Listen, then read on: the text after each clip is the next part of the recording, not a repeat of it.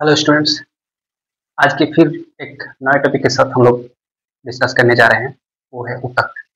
अगर आप लोग इससे पहले का जो कक्षा में जो पहले का चैप्टर हम लोग पढ़ चुके थे, कोशिका, उसके बारे में आप लोग अगर जानना चाहते हैं तो मेरा पिछला वीडियो आप देख सकते हैं। ठीक है, चलिए आज हम लोग ऊतक के बारे में जानेंगे कि ऊतक क्या होता है, ऊतक कितने प्रकार के होते हैं, इसके बारे में भी जानेंगे। आज सिर्फ हम लोग ऊतक के जो पादप भाग है, वो पादप ऊतक हम लोग देखेंगे। ठीक है, तो ऊतक पहले जान लेते हैं ऊतक होता क्या है। ये जो ऊतक है, ये कुछ कोशिकाओं का समूह होता है। क्या होता है? कोशिकाओं का समूह, जो एक ही प्रकार के होते हैं। ये कोशिकाएं एक ही प्रकार के होते हैं, एक ही आकार के होते हैं, संरचना में भी सेम होता है, ये कार्यात्मक में सेम होता है, यानी इसका काम भी सेम है। तो कुछ कोशिकाओं का समूह है जो किसी विशिष्ट कार्य को एक साथ संपन्न करते हैं, उन ग्रुप को क्या कहते हैं? ऊतक कहते हैं। ठीक है, अब इन ऊतक के बारे में हम जानेंगे। ऊतक कितने प्रकार के होते हैं? ऊतक मुख्यतः दो प्रकार के होते हैं, एक है पादप, एक है जंतु। तो ये जो पादप ऊतक है, इस पादप ऊतक के बारे में आज हम लोग जानेंगे। ठीक है, पादप ऊतक के बारे में आज हम लोग जानेंगे। पादप ऊतक कितने प्रकार के होते हैं? एक है विभोज्योतक। क्या है? विभोज्योतक।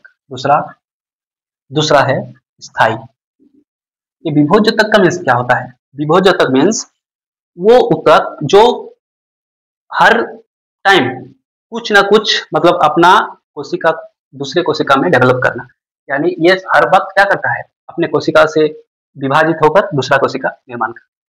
ये विभोज्योतक ये स्थान के आधार पर, यानी पेड़ पौधों के भाग के आधार पर, स्थान के आधार पर इसको 3 भागों में बांटा गया है। कितने भागों में? 3 भागों में। वो क्या है? एक है आपका शीर्षस्थ विभोज्योतक, दूसरा है कैम्बियम और तीसरा है अंतर्विष्ट। ठीक है, तो ये जो शीर्षस्थ होता है, ये पौधों के उस भाग में होता है जहां सिर्फ लंबाई का वृद्धि करता है, यानी शीर्षस्थ विभोज्योतक होता है जैसे कि शीर्ष भाग में ये तना में उपस्थित होता है और जड़ में भी पाया जाता है, शीर्षस्थ विभोज्योतक। कैम्बियम जो है वो पौधों के चारों तरफ यानी परिधि को बढ़ाता है, ये कोशिका को विभाजित करके इसकी परिधि को बढ़ाता है। ठीक है, साइड को, इसके आसपास को बढ़ाता है, मोटा करता है। अंतर्विष्ट जो है ये भी क्या करते हैं? पर्व संधियों में पाए जाते हैं।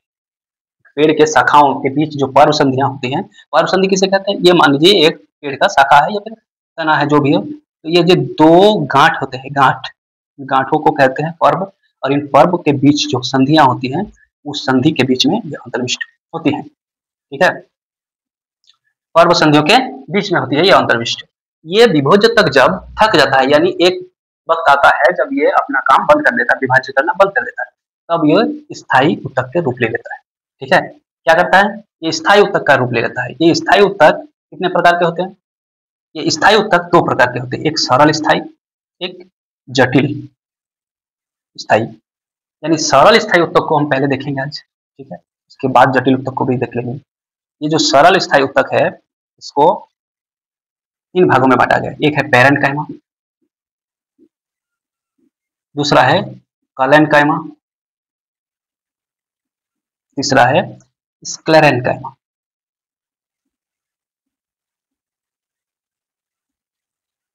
इस तीनों के बारे में डिस्कस करने वाले हम लोग। तो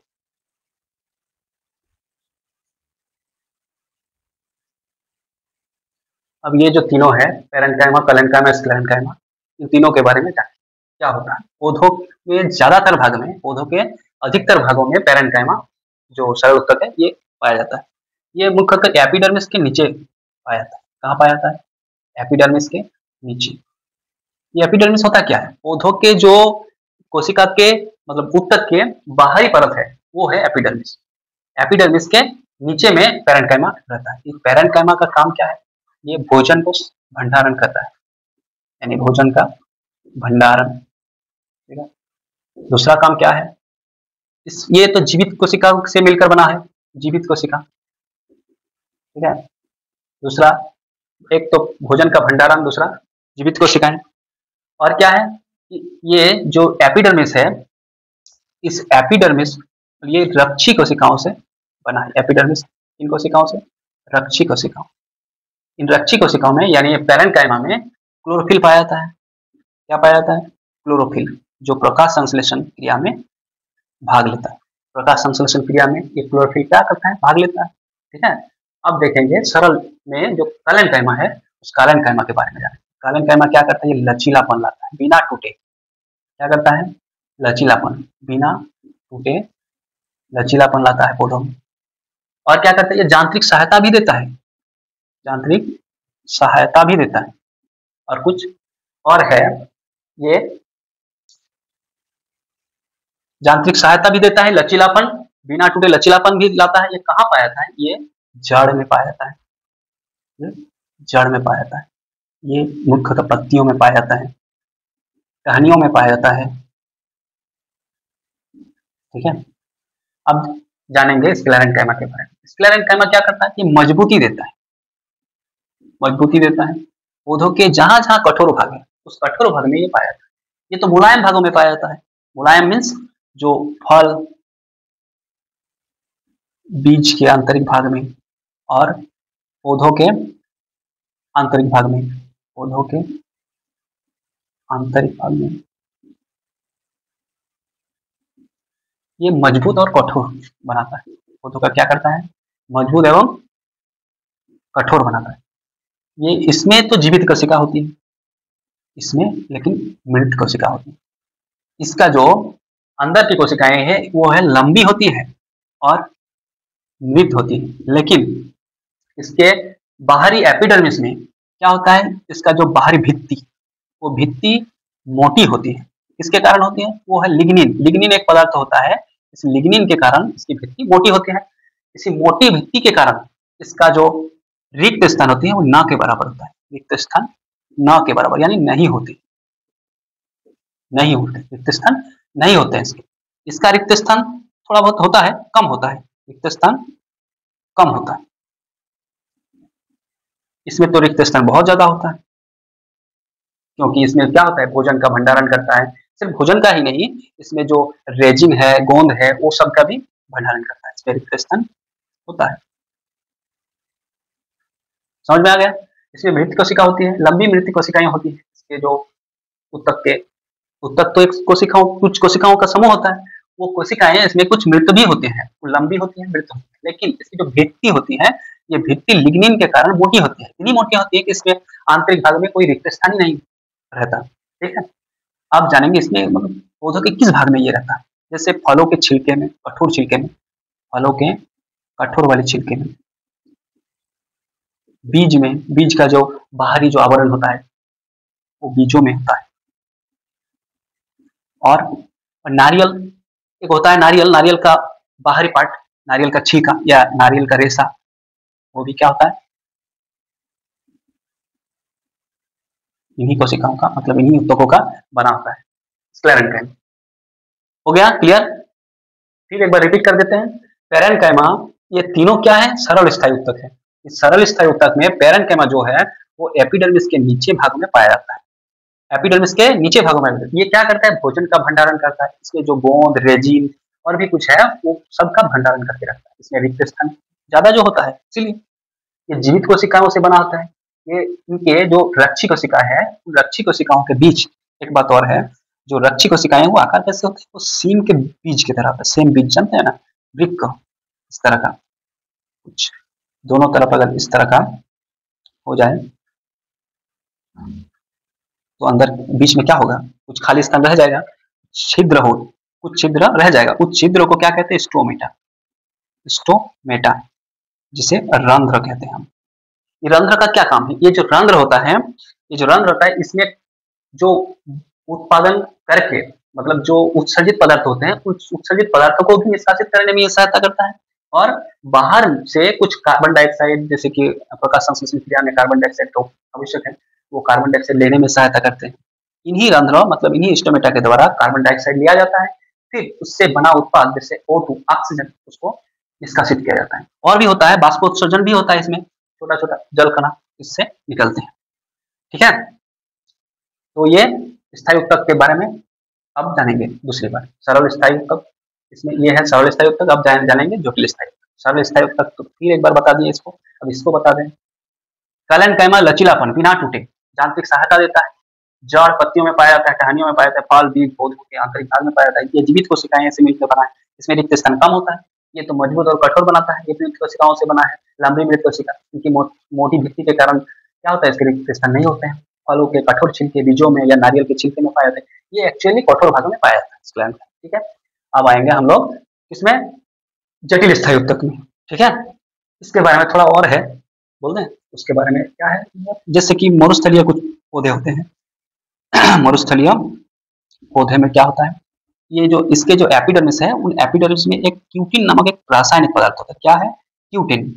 क्यूटिन नामक एक क्या है, रासायनिक पदार्थ है। ठीक है, ये क्या करता है, ये मरुस्थलीय पौधों को ऐसा सहायता करता है कि मोम जैसा है।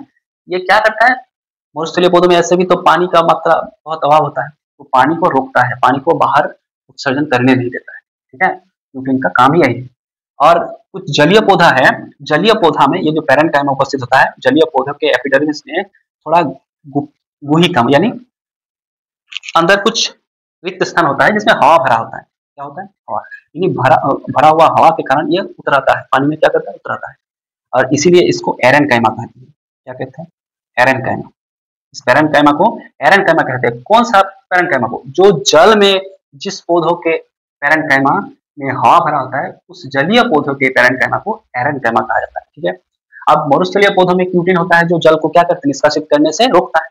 अब कुछ ऐसे पौधे हैं जिसके मतलब ऐसे पोजीशन में वो रहते हैं कि उसको बाहर से बहुत पर्यावरणीय या ऐसे कहिए कि मानव भी करते हैं या कुछ जंतु भी ऐसे कर देते हैं कि पेड़ पौधों को क्षति पहुंचती है। इसके कारण पेड़ पौधों के बाहरी एपिडर्मिस में एक रासायनिक पदार्थ होता है जिसका नाम है सुब्रिन। ये सुब्रिन करता क्या है, ये सुब्रिन जो है ये पौधों को हवा और पानी से अभेद बनाता है, हवा और पानी से अभेद बनाता है। ठीक है, ताकि पौधों को कुछ क्षति ना पहुंचे। ये पौधों को क्षति से बचाता कौन है, ये एपिडर्मिस। ये एपिडर्मिस सभी में होता है। एपिडर्मिस, एपिडर्मिस का काम ही है कि पौधों को सहायता देना, पौधों को रक्षा करना। ठीक है, इन रक्षी ऊतक के बीच में या रक्षी कोशिकाओं के बीच में एक छिद्र होता है जिसे रंध्र कहते हैं। ये इसे स्टोमेटा भी कहा जाता है। इसमें बाष्पोत्सर्जन होता है और गैसों का आदान प्रदान भी होता है। ठीक है, यह है सरल स्थायी ऊतक। अब आएंगे हम लोग जटिल स्थायी ऊतक।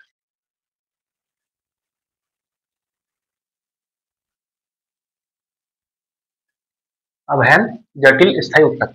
जाइलम और फ्लोएम, ये दोनों जटिल स्थायी ऊतक है। यानी जटिल स्थायी ऊतक का दो भाग, जाइलम और फ्लोएम। इन्हें संवहनी ऊतक भी कहते हैं। क्या कहते हैं, संवहनी ऊतक, ताकि इनका काम ही है संवहन करना। तो इनका काम क्या है, ये जो है जाइलम, ये पौधों के जड़ से पौधों के ऊपरी भागों तक होता है।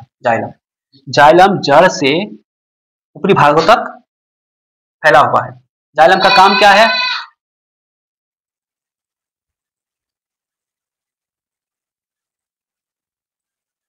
ये जो जाइलम है, जाइलम क्या करता है, जाइलम मिट्टी से, कहां से, मिट्टी से पानी तथा खनिज लवण इनका वहन करता है।